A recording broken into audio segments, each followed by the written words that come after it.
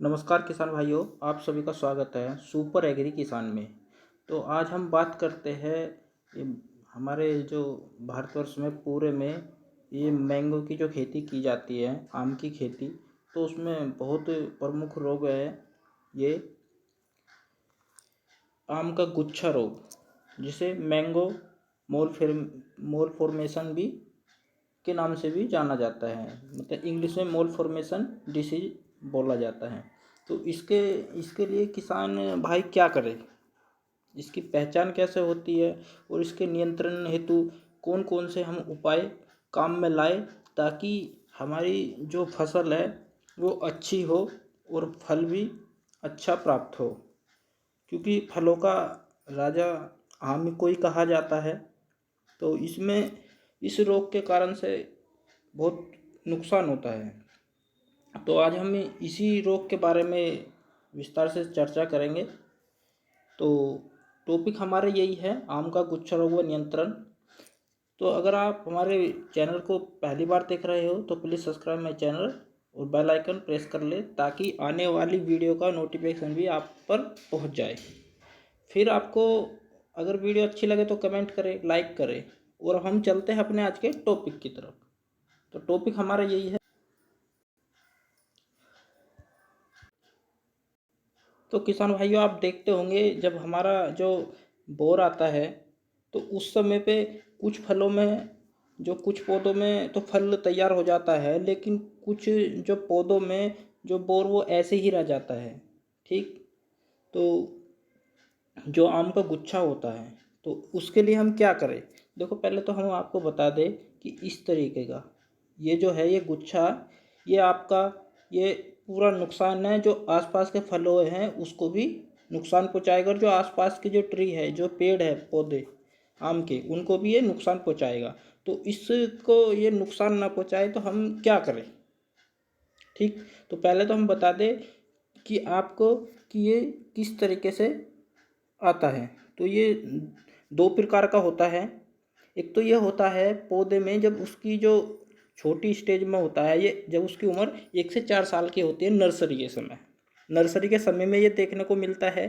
तो उस समय कोशिश करें कि इस टाइप के पौधे को इस टाइप के पौधे को या तो नष्ट कर दे, या फिर जो उस पर गुच्छा बना हुआ है उसको तोड़कर उसे नष्ट कर दे। लेकिन तोड़ना भी ऐसे नहीं है, कम से कम उसकी जो उसके पीछे वाला गुच्छा है, पीछे के मतलब गुच्छे के जो पीछे का हिस्सा 15 सेंटीमीटर, कम से कम उसकी जो दूरी रखे 15 सेंटीमीटर पीछे से तोड़े। ठीक। और ये आपका जब मतलब हमारा जो फल का समय होता है तो ये वैसे तो नॉर्मल होता है, ये फिर धीरे धीरे हरा पड़ता है।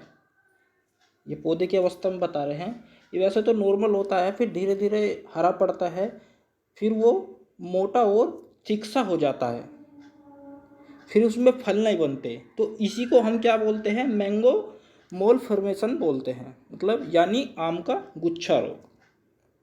तो ये होता किस कारण से है, ये देखो, एक तो होता है असंतुलित पादप हार्मोन के कारण। जब हमारा जो जिस तरीके से हमारे शरीर में डाइजेशन की कमी के कारण हमारे शरीर में रोग उत्पन्न हो जाते हैं, ठीक उसी तरीके से पादप हार्मोन के कारणों की वजह से भी ये रोग होता है। सबसे पहले किसान जान ले कि किस कारण से होता है। फिर होता है दूसरा कारण है फफूंदीजनक, मतलब जो फंगस है उसके द्वारा ये होता है। फिर तीसरा कारण है इसका होने का तापमान में वृद्धि और तापमान में कमी। कभी कभी तापमान उम्मीद से ज़्यादा हो जाएगा, जितने एक पौधे को वृद्धि वो चाहिए तापमान उससे अधिक हो जाएगा, कभी कभी बहुत ही कम हो जाएगा। तो इस कारण से भी ये देखने को मिलता है। तो अब हमें इसके रोकथाम के लिए करना क्या होगा। तो इसके रोकथाम के लिए जो रसायन में जो प्रयोग में लाए जाते हैं या कुछ देसी उपाय उपयोग में लाए जाते हैं, तो उनकी हम आगे चर्चा करेंगे। तो अगर वीडियो अच्छी लग रही हो तो लाइक ज़रूर कर दें।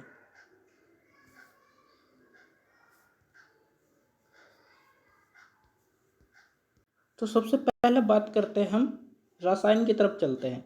तो ये जो कार्बेंडाजिम होता है, तो उसे लेकर 15 ग्राम 15 ग्राम प्रति लीटर पानी में घोलकर छिड़काव करें। तो ये छिड़काव कब कब करना है आपको? ये छिड़काव आपको एक तो जनवरी माह में करना है और एक आपको करना है मार्च माह में। तो इस तरीके से आप इससे निदान पालोगे। और दूसरा निदान मैंने क्या बताया था, जैसे आप देख रहे हो ये जो गुच्छा है, तो इस तरीके के गुच्छे को आप 15 सेंटीमीटर दूरी से काट कर उसको नष्ट कर दे। मतलब कहीं खड्डा खोद के या तो बिल्कुल पूर्णतः दबा दे या फिर उसे जला दे, ताकि वो धीरे धीरे वो ख़त्म हो जाएगा। फिर होता है NA, मतलब इसकी 200 ppm के घोल का पौधों पर छिड़काव करें। मतलब नैप्थलीन एसिटिक एसिड की जो 200 ppm के घोल का पौधों पर छिड़काव करें।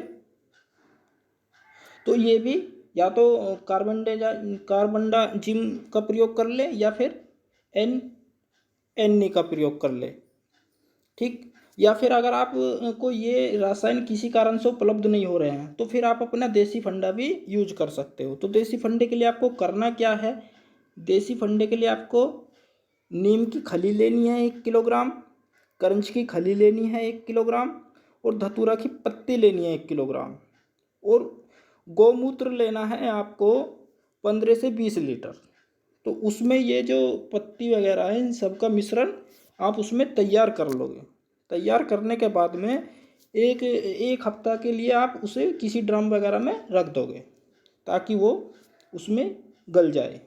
कम से कम 4 से 5 दिन भी रख लोगे तो उसमें भी आपका काम चल जाए। फिर इस तरीके से आपका वो मिश्रण तैयार हो जाएगा। मतलब नीम के पत्तों को पीसकर ये सब मिश्रण तैयार करके एक घोल सा तैयार कर लोगे। तो जो आपको 15 से 20 लीटर घोल होगा तो लगभग उसमें आप मतलब 15 से 20 लीटर में आप 100 kg पानी मिलाकर आप जो ये रोग से ग्रसित पौधे हैं तो उस पर भी आप छिड़काव कर सकते हो। तो उससे भी इस छिड़काव से भी आपकी फसल को काफ़ी लाभ मिलेगा। तो ऐसे ही अच्छी जानकारी प्राप्त करने के लिए हमारे चैनल को सब्सक्राइब कर ले और हमें कमेंट बॉक्स में बताएं कि आपको ये वीडियो कैसी लगी। तो थैंक्स फॉर वाचिंग। आपको अब हम मिलेंगे अगली वीडियो में। धन्यवाद।